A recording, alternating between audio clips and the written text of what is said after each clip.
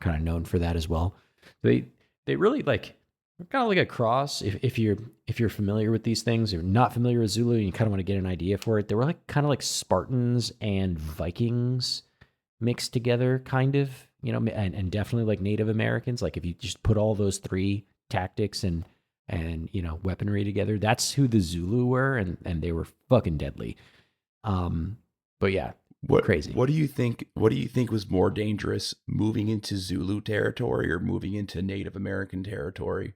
That's a that's a really good question. Because the Voortrekkers and the early settlers out west, they experienced, very similar things. Yeah. It was, people, I mean, people,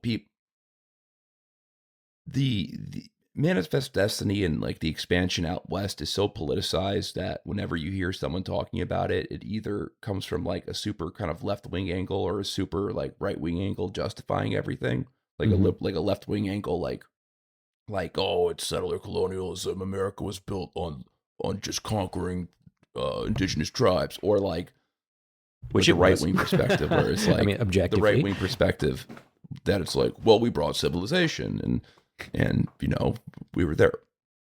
I don't care about either of those arguments, but what it was and what the reality was is that it was a race war. It was a giant race war between whites and Indians. There was a movie that I saw this recently, called Bone Tomahawk. You ever see that? No. I was telling you about it actually earlier. Yeah. With Kurt Russell. And it's about these like Indians that kidnap some settlers, and they're cannibals, and it's like the classic story that the sheriff needs to go rescue them. It's a really good movie. It's very violent. It's like a horror / western. But that actually kind of the movie, what it does well is that it captures what that was at the time. It was a race war, and this is what the Voortrekkers were, and the fights between the Voortrekkers, the Dutch immigrants, the Dutch migrants, and these native tribes war. They were giant race wars, and they would get quite violent. There would be periods of peace, but then there'd be periods of just sustained like raids and kidnappings and butchery.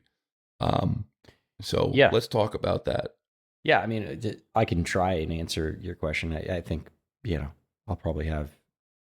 I don't know. Maybe I won't have it. I rather go into North American territory than I think so too. Than African territory, because the fucking fauna in South Africa is scarier than the fauna in the United just States. The conditions alone are the conditions in South. I mean, dude, like you have to fucking get how many vaccines before you go into Africa to protect yourself from like different parasites and stuff like that. Yeah, I mean, well, to be clear, the settlers in South Africa and the settlers in the West in the United States, they encountered the same similar dangers in both regions, right? Harsh landscapes, disease, tribal warfare, and then the settler and native conflicts that ensued from settling.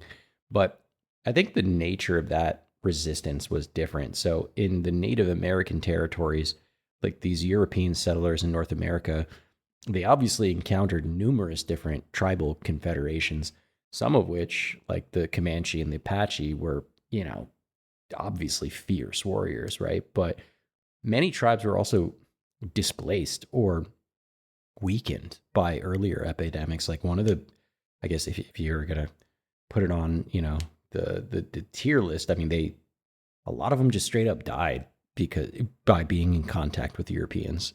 You know what I mean? Which wasn't necessarily the case in the Zulu territory. And so in the Zulu territory, the Voortrekkers, like they obviously moved into this region that was dominated by the Zulu kingdom. But importantly, they didn't just move into, the region just like at any point in time. This was like the peak of the Zulu military might. So, like, unlike the Native American groups, the Zulus had a highly organized standing army, a centralized state, and strategic warfare techniques that Shaka Zulu developed. Um, so, you know, when you're comparing the two, it's like it might have been scarier to go through Native American territory before a lot of them stopped being displaced or started dying off from like diseases and shit, you know.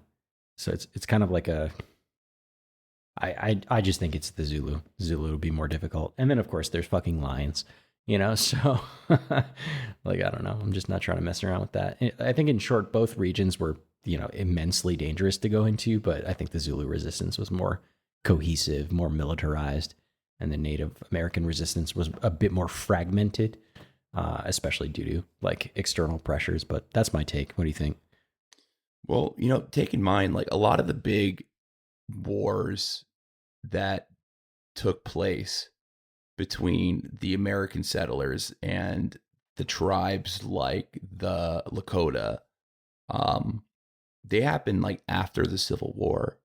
So they were the you know, the American armies at this point were armed with rifles and Exactly. you know, at this point, these guys were still primarily were firing muskets. So just the reloading speed was so much slower. Well, we'll get into that the for guns, sure. yeah, we'll talk about the guns at the time, but you know, like the guns would be more impacted by the elements of nature and all of that. The one advantage I think would be the only, I think in Africa you're avoiding the harsh winters. Yeah. You know, if you were That's important. Yeah. if you were moving towards, you know, the northern plains The of interiors, North America, you could get, you know, killed. You know, I forget that episode where those there was a settler party. I think it happened in Wyoming where like 40 people got stuck and they like ate each other, some shit like that. Mm. You know, you hear stories like that, like people just dying out in the winters. There it's more so. I mean, there's other things, but then Africa itself, the weather challenges are scarier because like there's like crazy drought seasons, and then there's like these crazy flash floods that you get. Yeah. Mm-hmm. Yeah, where it just like all of your livestock is fucking just washed away and dies, and you know you And starve it'll happen to on the death. drop of a dime too. It's crazy. Yeah, it just happens. So it's different elements, but yeah, I would have to say that there's a reason why the Boers developed such a crazy identity, and it has to do with just like how having crazy to deal the with place. the Zulu. Yeah. having to deal with just the Zulu and having to fight the elements. Mm-hmm. Well, let's talk about the trek. You know, the Great Trek, because I think, you know, kind of an interesting story. It was like it was kind of like the Oregon Trail, but like on steroids. It was extremely dangerous. Yeah, you know? the Oregon Trail on steroids. Yeah, it was crazy. I mean, the first group of war trekkers migrated north were met with just like disaster after disaster. So they started out in September 1835, and they made it across the Vaal River by January 1836. But the divisions among the leadership caused them to split. One group went north into what's known today as Mozambique, where the entire group was basically killed entirely. Like everybody died, except for two children who were allegedly rescued by a Zulu fighter. It's a pretty interesting story. And then another group, the other group, they ended up settling near the Delagoa Bay in southern Mozambique, but they ended up catching a deadly fever, which killed most of them. So it's like either you go get, you know, killed by, you know, the Zulu, or you get killed by the fever, but the likelihood is that you're just going to get killed.